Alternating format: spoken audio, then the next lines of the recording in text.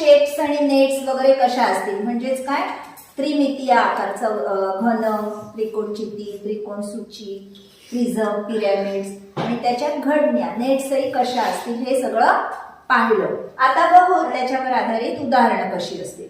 वाचा.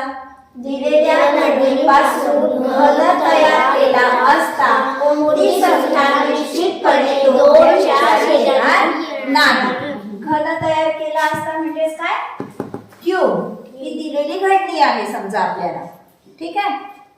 ही घडणी जर आपण जोडली आणि ह्याच्यापासून काय तयार केला, घन तयार केला, तर आपल्याला काय विचारलेलं आहे, 2च्या शेजारी निश्चितपणे कोणती संख्या येणार नाही, कोणती येणार नाही हे विचारलंय.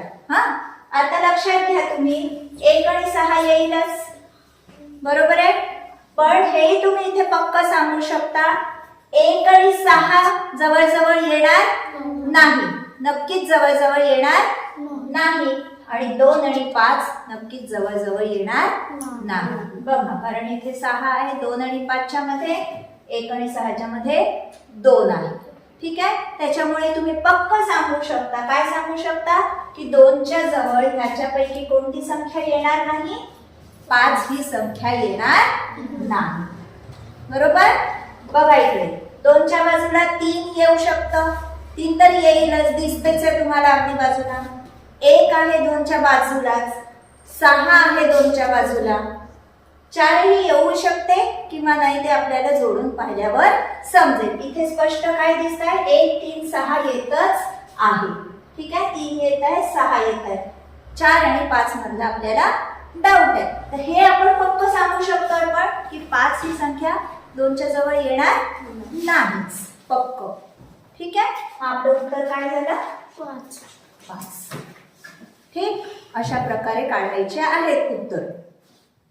हा, आता हे उदाहरण बघायचं. बघा कशा प्रकारचे उदाहरण आहेत. हा, दिलेल्या आकृतीत एकूण किती घन आहे, काय विचारलेलं आहे आपल्याला, घन विचारलेले आहे. ठीक, किती दिसतात आहे तुम्हाला इथे, ही एक रांग दिसते घनाची. आता ही आकृती व्यवस्थित नाही काढता आलेली, पण अशा प्रकारच्या आकृत्या तुम्हाला छापून आलेल्या असतील. ही एक रांग दिसते, किती ठोकळे आहेत या एका रांगेत, 1 2 3 4, असे किती 2 रांगा दिसतात आहे, एक समोर आहे एक मागे आहे, 4 चीज आहे, म्हणजे खाली किती ठोकळे झाले एकूण 8. वर किती दिसतात आहे, 2.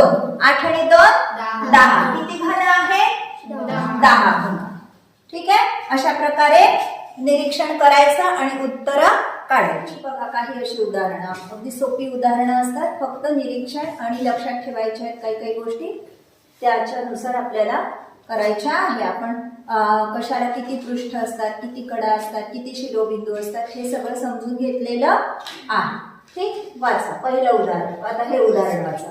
कंपास पेटीला किती कडा असतात. आता डोळ्यासमोर आणा, कंपास पेटी कोणत्या आकाराची असेल, आयत. पृष्ठभाग त्याचे आयत आकार. त्रिमिती कोणती आकार झाली ते, इष्टिका चित्ती, क्युबॉइड झाला. क्युबॉइड म्हटलं की तुम्हाला काय डोळ्यासमोर आणायचं म्हटलं मी तुम्हाला, आपली वर्गखोली, बरोबर. वर्गखोली विचारलेलं काय आहे, किती कडा असतात.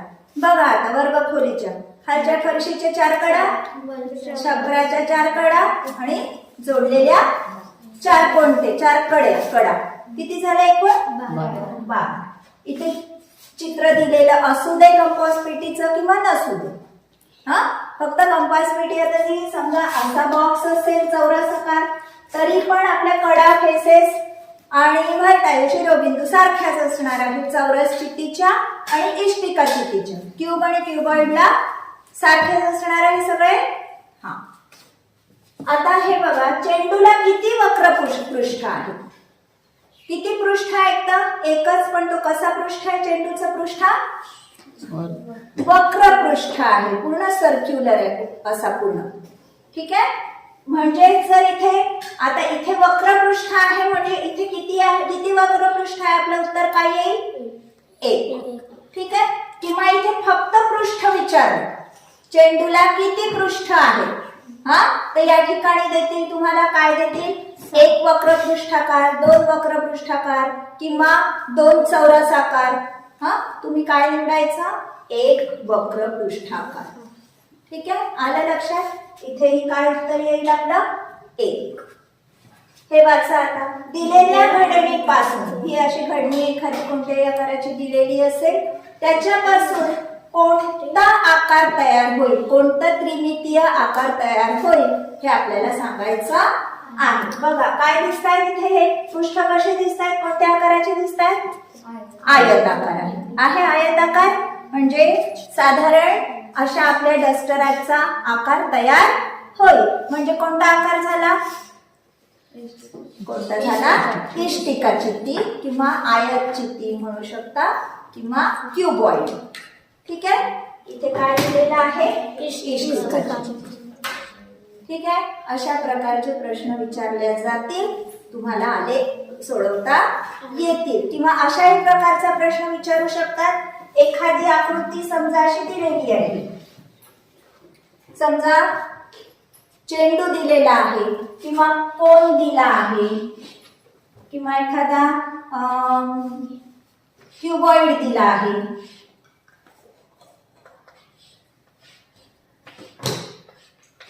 आणि तुम्हाला विचारलं की समोरून म्हणजे समोरून, बाजूनी किंवा वरून कुठूनही पाहिलं तर कोणत्या आकारात फरक पडत नाही. कोणत्या आकारात फरक पडणार नाही सांगा, कोणत्या आकारात, गोलामध्ये.